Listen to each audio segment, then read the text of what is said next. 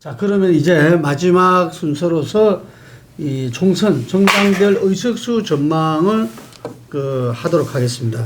보내주신 거 제가 안 보고 제 나름대로 이 여론조사 결과 있는 건 제 나름대로 딱 계산해 봤거든요. 예. 계산해 보니까 민주당 156, 국민의힘 128 나왔어요. 거의 똑같네. 예. 거의 똑같은데 어디서 변수가 생겼냐면 수도권에서 지금 상당히 판세가 요동치면서 민주당이 상당히 이제 약진을 하는 측면이 분명히 있는데 제가 이렇게 계산한 걸 한마디로 요약을 할게요. 첫 번째 지역구는 거대 양당으로 직결한다. 그래서 제3지대는 거의 전멸이다. 지역구는. 그리고 수도권 같은 경우는 그 이전에는 제가 할 때는 제 나름대로 생각했을 때는 민주당이 박빙우세였는데 지금은 상당 우위로 바뀌었다. 그래서 지금 제가 봤을 때는 수도권 같은 경우는 87대 35 정도로 차이가 날 것 같고요. 그리고 지금 또 하나 주목되는 지역이 PK입니다. 부산 같은 경우에 어제 그 부산 MBC하고 부산일보하고 조사를 했는데 예를 들면 부산 같은 경우에 민주당뿐만 아니라 진보당이 약진한 양상이 나타나요. 연재 같은 경우에 그 단일화해서 민주당을 꺾고 민주당 전직 구청장을 했던 사람을 꺾고 진보당으로 단일화 됐는데 이 진보당으로 단일화된 노정현 후보가 김희정 후보보다 오차 범위 밖에서 앞서고 있어요. 그렇게 놓고 이렇게 하는데 지금 낙동강 벨트에서도 지금 사실 민주당이 상당히 선전하고 있고 좀 더 약진할 가능성도 지금 지역 언론의 여론조사에 나타나고 있는데 PK에서 민주당을 한 몇 석 봤어요? PK에서 민주당이 10석 잡았죠. 그러니까 지금은 현재 6석인데 그게 플러스 4가 되는 거죠. 여기서 국힘이 29석 정도 저는 생각을 했으니까 그래서 그러니까 지금 그렇게 생각을 한 거거든요. 그러니까 지금 여기서 국힘이 지금 11석이 빠지는 거죠. 11석이 빠지는 상황이고 강원도에서도 민주당이 저는 한 3석 정도 갖고 갈 수 있지 않을까. 원주하고 춘천하고 요런 한 3석 갖고 가고 그런 식으로 계산을 해보니까 TK는 그 또 하나의 특징은 호남 TK는 양당이 독식한다. 그러니까 지역 구도에서 독식을 하고 충청은 제가 봤을 때는 민주가 약간 좀 경합 우위로 다시 돌아선 것이 아닐까. 그럼 16대 12 16대 12로 저는 봤습니다. 16대 12로 봤고 그렇게 계산을 쭉 해보면 제주도는 민주당이 전부 다 3석 다 먹는다 생각하고 수도권에서 저희랑 민주당이 10석 정도 빠지는 게 다른 데서 다 충분히 되죠. 충분히 되죠.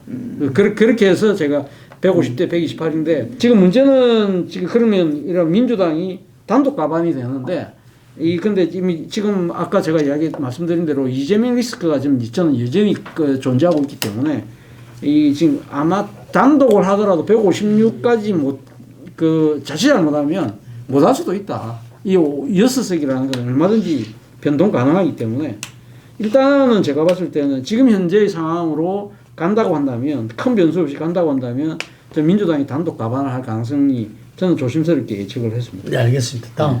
민주당이 현재 수준으로 본다면 단독 과반이 가능할 것 같아요. 가능할 것 같고 비례까지 얹게 되면 한 160석에 근접을 할 가능성이 있어요. 현 수준으로 보면. 네. 그리고 국민의힘은 비례를 합쳐서 120석이 조금 안 될 수 있어요. 그래서 제가 봤을 때 이 두 당이 한 40석 차이가 날 수준이라고 봅니다. 현재는요.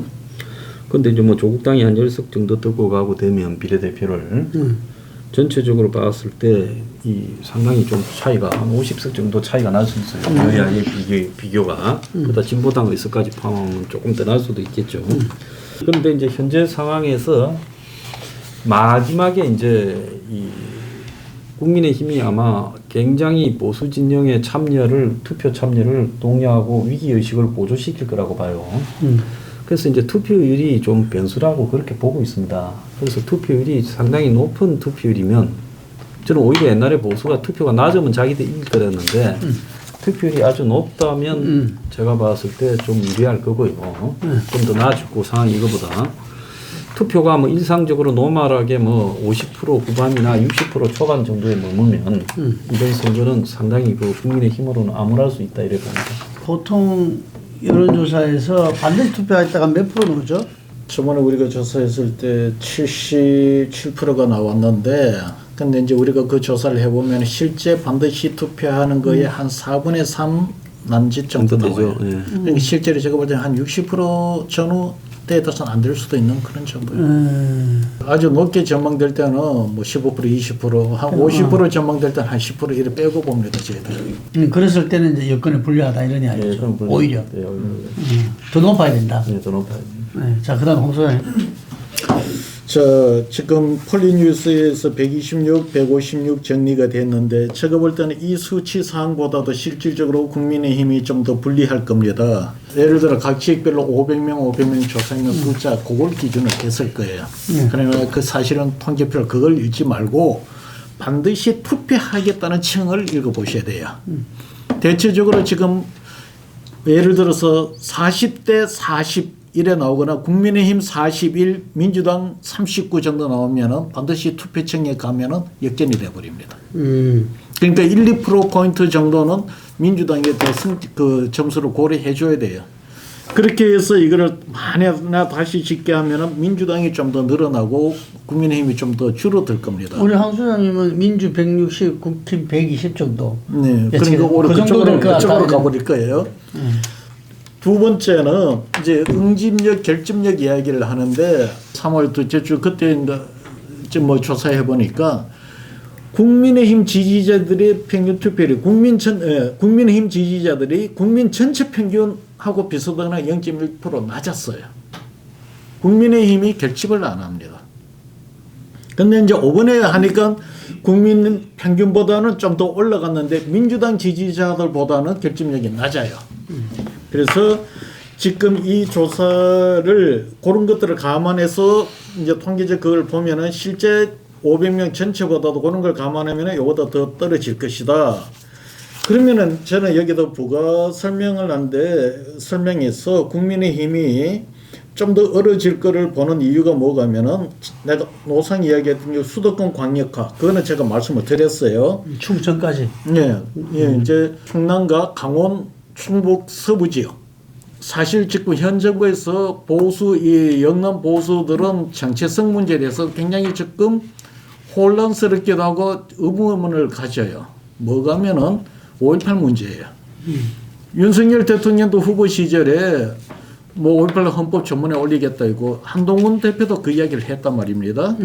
했는데 그 문제와 관련된 발언으로 이 지금 도태우를 지금 내보냈단 말입니다. 그쪽에서는 이걸 받아들이기가 어려워요. 아마 보수 정서상 아마 5.18은 받아들이기 어려운데 아마 보수 정서에서 받아들일 수 있는 거는 5.18 관련해서는 5.18에 대한 재평가를 할 필요가 있다. 거기까지는 받아들일 거예요. 어지간하면 받아들이지만은 그걸 헌법 전문에 넣는다고 이야기했을 때는 현재 보수들은 그거 받아들이기가 쉽지가 않아요. 전국의 그 지역의 주요 접전 지역을 다 이렇게 여론조사를 해보는데 국민의힘이 앞서는 지역이 잘 없어요. 근데 어떻게 충청이 이만큼 당선이 될까요? 경기도가 관건일 거라 봐요. 저는 수도권에서 한 국민의힘이 22석 정도 현재는 그 외에 놓을 데가 별로 없을 거다 이래 보는데 경기도 양상이 가면 갈수록 더 안 좋을 수 있어요. 서울은 뭐 10석 안팎인데 조금 나아질 수 있는데 경기도가 안 좋을 거고 인천도 크게 안 좋을 거라고 봅니다. 그래서 수도권에서 현재로서는 회복 여지가 별로 없다는 거죠. 종합적으로 보면은 하여간에 국힘이 130 이상이 좀 어렵다. 국힘이 이렇게 보고 더불어민주당은 어쨌든 간에 단독 가반 현재 비례를 그 포함해서 단독 가반 이상은 그 된다고 봐야지서 민주당 승리인 거죠. 정치진인데 자 마지막 시간에는 각자가 생각할 때 최대 변수 한 가지씩만. 저는 윤 리스크가 더 크게 작동할 거냐 아니면 이재명 리스크가 더 작동할 거냐 이 지금 양대 리스크의 싸움이다. 보수에 있는 사람들을 봤을 때 이재명에 대한 혐오나 두려움이 상상을 초월할 정도로 큽니다. 보수가? 예, 보통 정도가 아니에요. 그냥 텔레비에만 나와도 그냥 적극적인 정오를 표방할 정도로 세요. 이석기당을 수용하고 이러면서 이게 좀 더 강해지고 있고 최근에 이가 그런 발언을 제가 봤을 때 내가 이재명이라면 오히려 점잖게 말을 하고 다니겠다만 일찍 이야기하고 어제는 뭐 광주 가서 한 발언 이런 걸 들어보면 거의 저기 막가파적 발언을 하고 있어요. 근데 이런 것들이 이재명에 대한 마지막에 보수의 두려움을 결집시킬 수도 있다는 거, 투표를 높이는 데서요. 원래 총선이라는 게 투표로 싸움이잖아요. 그 다음에 이제 정권이 내가 볼 때는 느끼고 있는 이재명에 대한 두려움이 엄청 커요. 정권에, 저 윤석열 정권에서도. 그러니까 윤 정권에서도 제가 봤을 때는 지금 마지막에 남은 투표 기간에 이재명에 대해서 한 방도 또 있을 수 있다고 봅니다. 이런 것들을 고려하면 거의 이재명의 그 지금 리스크가 이제 보수를 자극시켜서 표를 결집시키고 또 거기에 기름을 부을 수 있는 요소가 나올 수 있는가, 이게 마지막 변수라고 봐요. 여권 보수 세력이 이재명에 대한 어떤 이 두려움, 분노 이런 부분들이 얼만큼 결집돼서 투표를 올리느냐, 그것도 예의 주셔야 될 것 같고요. 각 지역에 대한 어떤 발전 공약들이 과연 현실성이 있느냐, 현실성이 있으면 어떻게 해야 되나, 이런 부분하고 함께 아까 총선 이슈에서는 멀어지고 있다고 이야기했던 의사 정호 문제도 이번 총선 과정에 보면은 온 국민의 정치 교육의 장이기 때문에 그런 총선 장에서 한번 다뤄지면서 그래도 우리가 앞으로 나아가는 데서 21대 총선이 기회하기를 바라겠습니다. 그럼 총선 끝난 다음에 우리 자담에서 다시 뵙겠습니다. 수고하셨습니다.